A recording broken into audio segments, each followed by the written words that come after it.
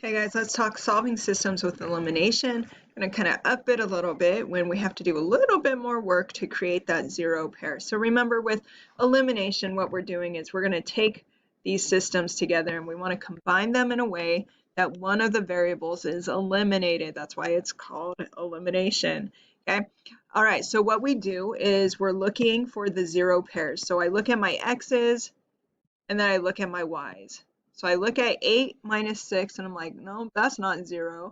I have 14 minus 7, that's not 0. So right now I don't have a zero pair. So then the second question here is, can I create a zero pair?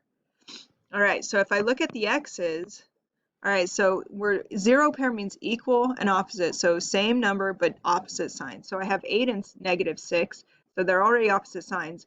Could I make them the same number? Well, yeah, I could make them 24 if I multiplied the top equation by 3 and the negative 6 by 4. I could do that. So we could go that route, or we can look at the y's, and we have 14 and negative 7. Well, I'm like, well, they're opposite signs already, positive and negative, but then I also have negative 7. I just need to multiply by 2 and it'll be at 14. Okay? So either way that you approach this, okay, and so let me just re-emphasize this. So I have 8 and negative 6. I could do 8 times 3 and get 24. And I could do negative 6 times 4 and get to 24. So I could change the x's, right? That would be negative 24, and that would be a zero pair. Or, like I just said, we could look at the y's, and we want to see, like, okay, well, if I leave 14 alone, that stays 14y. And then if I take that negative 7 times 2, that would be negative 14y, and that would be a zero pair. Okay, so you can go either way. I like to choose the simple path, so we're going to go ahead and go with y this time, okay? Because what this tells me to do is my second equation, so I know that negative 7 has to multiply by 2, but I have to change the whole equation. So I'm going to multiply 2 times negative 6, 2 times negative 7, 2 times negative 10, because that will maintain the balance of it. So we're creating an equivalent equation, so we have to multiply everything to it. Okay, so this top equation, we're going to leave it alone. But the bottom equation, we're multiplying everything times 2. So 2 times negative 6 is going to be negative 12x. You have to multiply everything. Okay, 2 times negative 7 is negative 14y. 2 times negative 10 is going to be negative 20.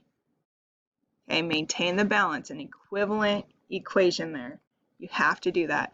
All right, so if we did this correctly, then we should have a zero pair with the y's. And I look right there and I'm like, hey, yeah, 14 minus 14, that's 0. Sweet. Okay, so that's gone. So now we're going to add the 8 and negative 12x. So we get negative 4x equals, and we're going to add 4 plus negative 20. So we're at negative 16.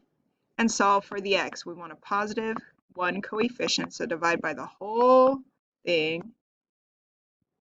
Right, so we're going to get x equals negative divided by negative is positive, 16 divided by 4 is 4. So x should be 4.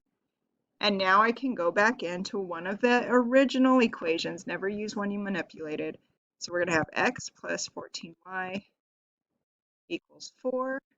I know x is 4, so where x is, I'm going to take it out and put a 4 in there. So I have 8 times 4 plus 14y equals 4.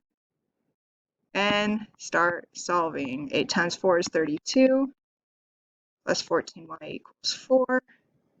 We want to isolate the y, so we're going to subtract here.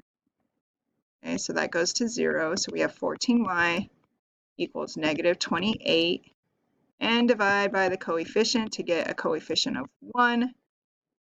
Keep the balance. Y equals negative 2. Okay, so if we did it right, our solution should be 4, negative 2.